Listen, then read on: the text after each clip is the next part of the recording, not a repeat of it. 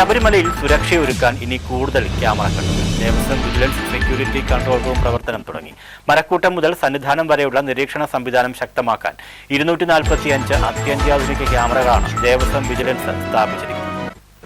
ശബരിമല സന്നിധാനത്ത് സുരക്ഷയൊരുക്കാൻ കൂടുതൽ ക്യാമറകൾ സജ്ജമാക്കി ദേവസ്വം വിജിലൻസ് സെക്യൂരിറ്റി കൺട്രോൾ റൂമിന്റെ ഉദ്ഘാടനം Thiruvithamkoor Devaswom board president PS Prashanth നിർവഹിച്ചു. മരക്കൂട്ടം മുതൽ സന്നിധാനം വരെയുള്ള നിരീക്ഷണ സംവിധാനം ശക്തമാക്കാൻ 245 അത്യാധുനിക ക്യാമറകളാണ് ദേവസ്വം വിജിലൻസ് സ്ഥാപിച്ചിരിക്കുന്നത്. പോലീസ് ഒരുക്കിയിരിക്കുന്ന CCTV ക്യാമറകൾക്കും കൺട്രോൾ റൂമിനും പുറമെയാണ് ഈ സംവിധാനം. ഇതുവഴി ഓരോ മേഖലകളിലേക്കും ഭക്തരുടെ ക്യൂ, അതത് മേഖലകളിലെ ആവശ്യകതകൾ തുടങ്ങിയ കൺട്രോൾ റൂമിൽ നിന്ന് ദേവസ്വം വിജിലൻസിന് മനസ്സിലാക്കാനും ആവശ്യമായ ഇടപെടലുകൾ നടത്താനും സാധിക്കും. CCTV എന്ന് പറയുന്നത് ഒരു അന്വേഷണത്തെ സംബന്ധിച്ചിടത്തോളം ഏറ്റവും പ്രബലമായ ഒരു സംഗതിയായി മാറിയിരിക്കുകയാണ്.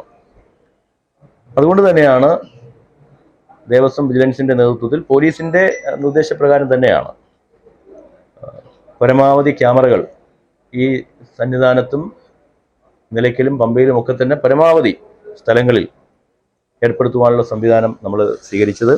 പോലീസിൻ്റെതായ ഒരു സംവിധാനം വേറെ ഉണ്ട്.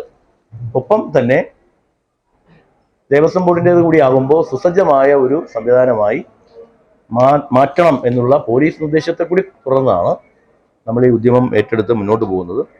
മരാമത്ത് കോംപ്ലക്സിലെ കൺട്രോൾ റൂമിൽ നടന്ന ഉദ്ഘാടന ചടങ്ങിൽ തിരുവിതാംകൂർ ദേവസ്വം ബോർഡ് അംഗം advocate A. Ajikumar, Sabarimala ADM doctor Arun S. Nair, Sabarimala മേൽശാന്തി Arunkumar Namboothiri, Sabarimala special commissioner Jayakrishnan, Devaswom vigilance SP Sunilkumar, Sannidhanam special officer V. Ajith, Sabarimala executive officer Murari Babu തുടങ്ങിയവർ സംബന്ധിച്ചു.